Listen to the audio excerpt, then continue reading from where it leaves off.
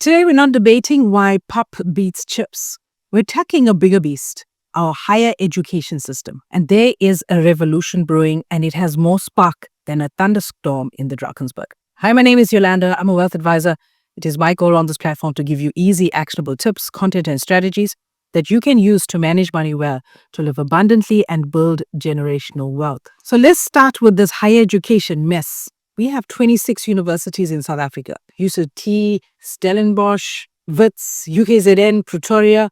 These are the heavyweights, like Moni Stain in its prime. Globally respected, churning out research after research that makes the world listen. But the rest, they are in proper shambles. Underfunded, stuffed to the gills with students, and hit with more protests than a Cape Town taxi rank. Admin is just a nightmare. UNISA, once a distance learning champ, is bleeding students down from 392,000 in 2020 to 360,000 in 2023. Why?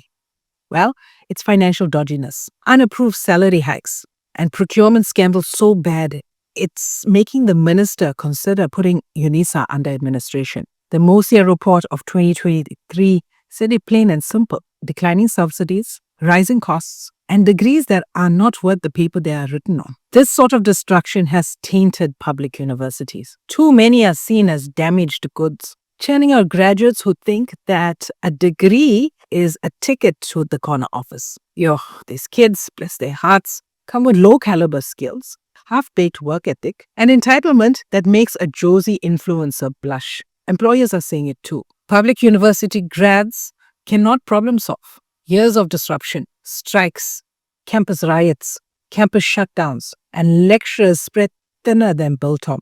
This has gutted the quality of education. The National Student Financial Aid Scheme, NSFAS as we know it, this was meant to open doors for disadvantaged students. But it's a clown show of corruption and delays, leaving kids with debt and dodgy qualification. It's like buying a bakkie that constantly breaks down on the N1. Then enter private colleges, all 137 of them, stepping up like a lighty, about to score a try in the 80th minute. Advotech with Varsity College, Vega and Rosebeck, Stadio Holdings running Mill Park, and Embry are grabbing the ball and they are running. Why? Because in 2025, 500,000 matriculates did not get a place in public universities in South Africa. That's a gap wider than Table Bay. And these private colleges don't get a cent from government. No grants, no rich alumni. They run on student fees, pay their taxes, and keep shareholders happy. It's a capitalist dream.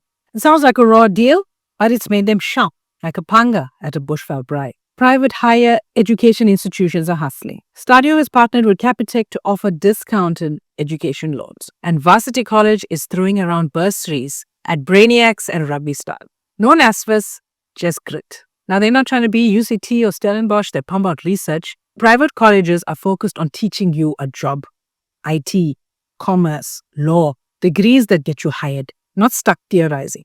Stadio's thesis program shows that they are delving into research, but their bread and butter is work-ready graduates. With the likes of UNISA imploding, private colleges are offering tutoring to UNISA students to help them pass UNISA courses. It's like selling sunscreen on the Durban beachfront. Now let's talk money. Investors, keep your ears open for this one because this is a goldmine. Advotech stock is up 80% in 3 years, pulling in 8.5 billion in revenue. 60,000 tertiary students and 45,000 scholars. Stadio is up 93% with 50,000 students, 87% online, zero debt, and paying 15.1 cent dividend per share. Our young population is growing 1 to 2% a year, plus 6% on education inflation. That means demand is growing faster than petrol prices. And with 8% demographic tailwinds, it's like betting on the box against the All Blacks at Ellis Park. Now, it's not all Brian Savannah's here. Private colleges cost a packet. Varsity College is 100,000 for a BCom. That's per year. Stadio's contact learning is 65,000 a year, although their distance courses drop to around 22 to 30,000 a year. Public universities like UCT run around 55 to 75,000 a year, and UNISA is a steal at 10 to 45,000 a year. Now, affordability is a burning issue in South Africa. Remember, fees must fall, and especially if the economy tanks. It seems like we're heading that way. These private colleges have fixed costs, campuses, lecturers, tech, So they need students. Now, Advertech's Rose Bank is undercutting everybody. Their BCom comes in at 35 to 45,000 a year. And Stadio is also planning a cheaper brand, offering 30 to 35,000 of their rates. Now, what I like about these private colleges is that they're not pretending to be Stellenbosch.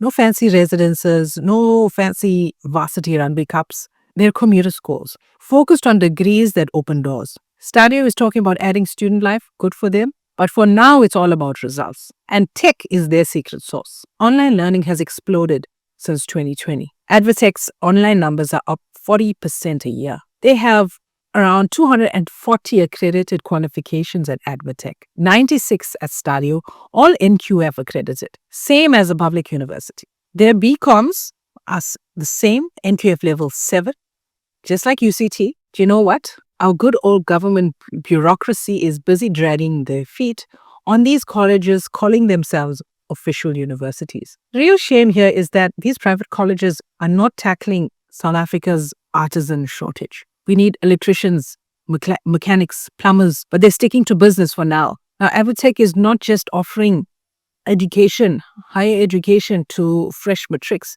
but they're also offering courses for working adults to upskill themselves as well. Now, this isn't just an education sector story or an investor story. This is an Mzansi story. Public universities are tainted, bidding out grads expecting handouts, while private colleges are building the future and filling the gap. Advertech and Stadio are expanding. Advertech in Botswana and Kenya. Stadio is eyeing Namibia. And there's enough demand for everyone. These private colleges are solving problems that government can't, like the whole private sector in South Africa. Is the glory of capitalism. Where government fails, private citizens get together to fill the gap. And a more educated South Africa is a better South Africa. If you are a parent like me who's keeping an eye on the tertiary education sector in South Africa because that's where your kids are going to flow to, and you are looking for a way to finance this, I'll be happy to help you with your education planning. Click the link where you're watching this video, and I would love to chat with you one-on-one.